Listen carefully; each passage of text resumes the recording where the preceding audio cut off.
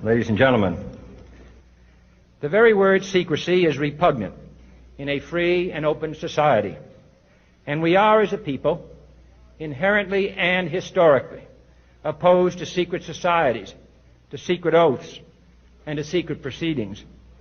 And there is very grave danger that an announced need for increased security will be seized upon by those anxious to expand its meaning to the very limits of official censorship and concealment. That I do not intend to permit to the extent that it's in my control. And no official of my administration, whether his rank is high or low, civilian or military, should interpret my words here tonight as an excuse to censor the news, to stifle dissent, to cover up our mistakes, or to withhold from the press and the public the facts they deserve to know.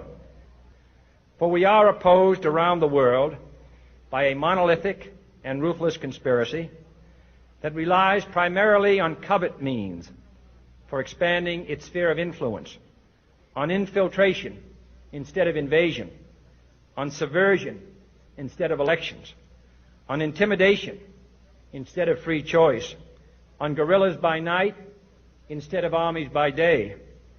It is a system which has conscripted vast human and material resources into the building of a tightly knit, highly efficient machine that combines military, diplomatic, intelligence, economic, scientific, and political operations. Its preparations are concealed, not published. Its mistakes are buried, not headlined. Its dissenters are silenced, not praised. I am not asking your newspapers to support an administration, but I am asking your help in the tremendous task of informing and alerting the American people. For I have complete confidence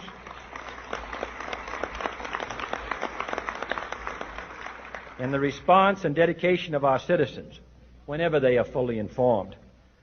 I not only could not stifle controversy among your readers, I welcome it. This administration intends to be candid about its errors. For as a wise man once said, an error doesn't become a mistake until you refuse to correct it. We intend to accept full responsibility for our errors, and we expect you to point them out when we miss them. Without debate, without criticism, no administration and no country can succeed, and no republic can survive. That is why the Athenian lawmaker Solon decreed it a crime for any citizen to shrink from controversy.